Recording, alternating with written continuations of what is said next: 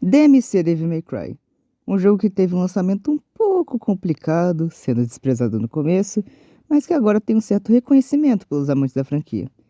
DMC foi um jogo lançado dia 15 de janeiro de 2013 para Xbox 360 e PS3. Ele também teve lançamento para PC dia 25 de janeiro do mesmo ano.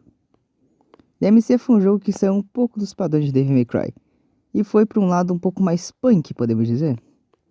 Tanto que esse foi um dos motivos dele não ser tão adorado na época. A mudança de estilo foi algo totalmente repentino. Ninguém estava esperando por isso, e muito menos pediram por isso. Infelizmente, na época, acabaram classificando ele como um jogo ruim, sem nem mesmo terem jogado realmente o jogo. Felizmente, o público deu uma segunda chance para ele, que fez mudar completamente a visão de grande parte do público. Tanto que houve até um relançamento para Xbox One e PS4 dia 10 de março de 2015.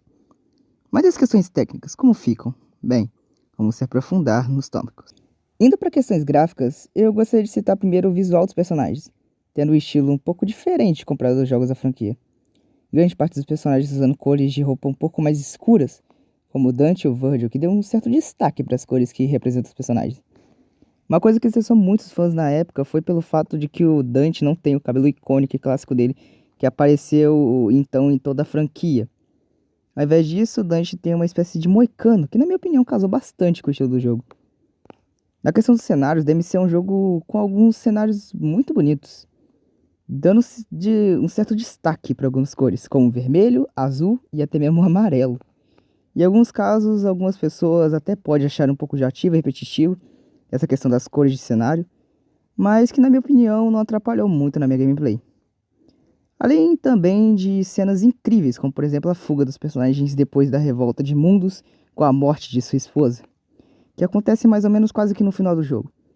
Então, resumidamente, é um jogo bonito, mas que talvez possa incomodar algumas pessoas, por conta das cores repetitivas no cenário.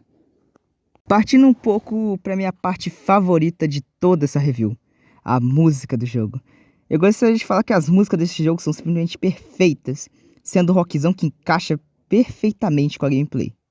Tudo que eles erraram nesse jogo parece que foi recompensado na soundtrack. Eu sinceramente não consigo escolher uma música favorita de tão boa que são todas. Mas acho que se fosse para escolher só uma, eu escolheria Gimme Death Race, tendo um ritmo muito atrativo na minha opinião. O carinho e cuidado que eles tiveram na escolha das músicas foi algo lindo e que com certeza me fez querer mais dessa maravilhosa soundtrack de DMC. Dando um ênfase para Gimme Death More ser uma música maravilhosa e ela tem simplesmente um dos melhores ritmos de toda a soundtrack. Mas é claro, isso é uma opinião minha, vinda de mim. Então pode ser que você possa ter uma opinião diferente, obviamente. Na questão da história, o jogo se passa em Limbo City, uma cidade moderna que é secretamente dominada pelos demônios e manipulada por mundos, onde aquele tem uma aparência humana se disfarçando facilmente nas demais pessoas da cidade. Aqui Dante é recebido por uma bruxa chamada Cat. Batendo na sua porta, Dante, depois de acordar completamente virado, depois de uma noite de farra, atende a bruxa na sua porta completamente nu. Mas calma que o jogo censura isso da melhor forma possível, tendo até cenas bem engraçadas com esse fato. Dante de começo recusa, mas logo aceita depois de ouvir um pouco ela e derrotar um demônio gigante, que inclusive é o primeiro boss do jogo. Logo, Cat acaba levando Dante para conhecer o chefe da organização The Order, uma organização que é vista como terrorista por estar lutando contra os demônios da visão da mídia controlada por Mundus, obviamente. Aqui Mundus ele é praticamente um deus naquela cidade, no caso, e acredito que no mundo. Logo vemos que o líder é nada mais nada menos que Virgil, irmão de Dante. Ele acaba explicando para o Dante que são irmãos, e Dante logo aceita o recrutamento da organização logo de cara. Dante passa por bastante coisa, tanto no mundo normal quanto no limbo, que é o local onde os demônios ficam, e é concentrado grande parte do combate do jogo. Em meio a uma das missões, Mundus acaba raptando Cat e Dante fica furioso. Nessa parte do jogo eles já são personagens bem mais próximos, se é que me entende. Dante, como ato de vingança rápida, a esposa de Mundus, e ainda diz que vai matar o feto que existe na barriga de sua esposa, caso não entregue a Cat de volta. O ênfase é que antes disso, Dante lutou contra a esposa de Mundus e até mesmo o feto de Mundus, que inclusive eu considero uma das cenas mais grotescas de todo o jogo, sendo até pior que a parte da Sucubus. Voltando para a história do jogo no caso, Dante e Mundus fazem um acordo de entregar Cat de volta em troca de sua esposa. Mundus aceita, porém antes mesmo de Mundus ter sua esposa de volta, Virgil, que estava em distância, dispara um tiro em sua esposa e no feto da barriga dela, matando ela e deixando Mundus furioso, e obviamente matando o feto. Dante e Virgil fogem, tendo uma cena maravilhosa. Logo mais tarde, eles criam um plano de derrotar Mundus, subindo no prédio dele e derrotando ele lá mesmo, dando um ênfase que eles vão estar enfrentando no limbo, ou seja, vai estar tudo muito doido lá, sabe? Os dois sobem até o topo do prédio, enfrentam a forma verdadeira de Mundus e juntos derrotam ele. Depois disso, Virgil mostra sua verdadeira face. Virgil diz que quer dominar tudo e fazer todos os humanos pagarem por tudo que eles fizeram para eles. Dante recusa por Cat e os dois têm a batalha mais épica de todas. A batalha, na minha opinião, foi um pouquinho complicada de entender, tanto que eu só fui entender como derrota o Virgil minutos depois. Depois de Virgil ser derrotado, ele some por um portal, dando uma espécie de gatilho para o segundo jogo. A história do jogo é uma história um pouco curta. E foi uma das coisas que eu mais achei triste nesse jogo. Quanto que eu fui uma pessoa que foi bem viciada, que estava bem viciada nesse jogo e jogava ele direto. Então foi meio triste para mim, visto que a história é um pouco pequena, se a gente tiver comparado com os outros Devil May Cry. E finalmente vamos para o tópico final, a gameplay do jogo. A gameplay, por mais que seja obviamente hack and slash, ela ainda consegue complementar um sistema de plataforma, tanto em fases normais quanto em bosses. Aqui Dante usa dois tipos de categorias de armas, angelicais e demoníacas, onde as demoníacas são mais focadas em peso e dano, enquanto as angelicais são mais focadas em velocidade e abertura de combos rápidos. Além das duas categorias serem usadas em plataforma, ativando elas usando os gatilhos, no caso com o Xbox RT/LT e no PlayStation L2 e R2. Você pode ativar as armas angelicais ou as demoníacas. Como eu disse, podem ser usadas em plataforma, agarrando algumas partes do cenário, como o gancho angelical, ou podem puxar para perto de você, como os ganchos demoníacos. Além disso, o gancho angelical tem outras utilidades, como impulsionar o personagem para frente enquanto estiver no ar.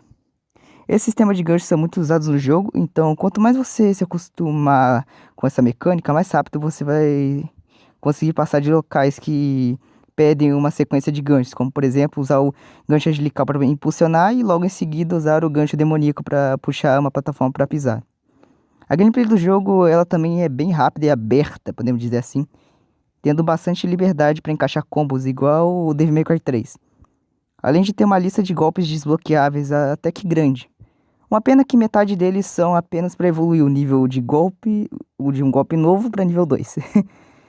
O jogo também tem cenas que exigem muita concentração na hora dos ganchos, como a parte da fuga de mundos.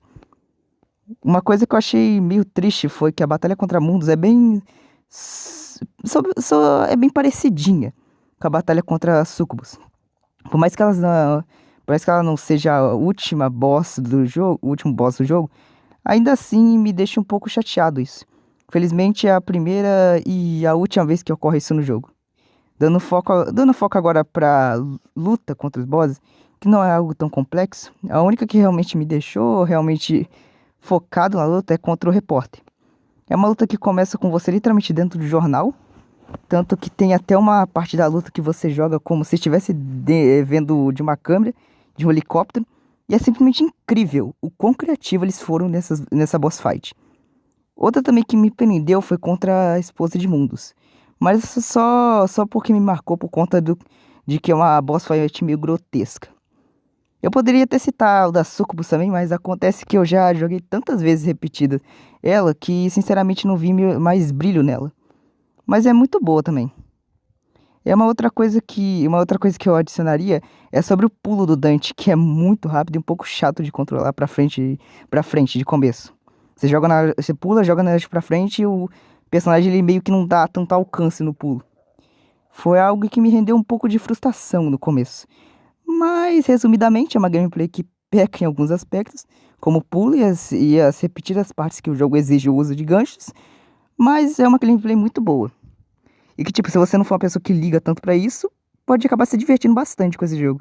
Os controles são algo realmente diferente, podemos dizer assim, sendo os poucos botões que mantiveram do 3 para esse reboot foram os botões de ataque e de atirar. Você usando a Rebellion ou a Ivone e a Ibane.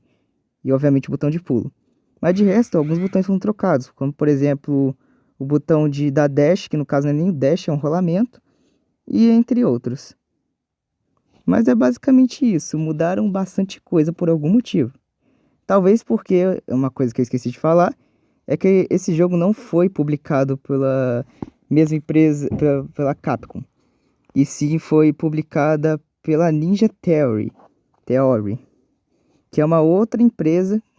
Porém, a Capcom ela ficou supervisionando a produção desse jogo. Então, basicamente, foi essa empresa, a Ninja Theory, que criou, que estava fazendo o jogo. Porém, a Capcom ela estava de olho na produção. E esse foi DMC Devil May Cry. Lembrando que esse é uma review amadora e é a primeira review que eu tô fazendo. Então, qualquer apoio que vocês poderem dar é de completa ajuda pra mim. E esse foi o vídeo.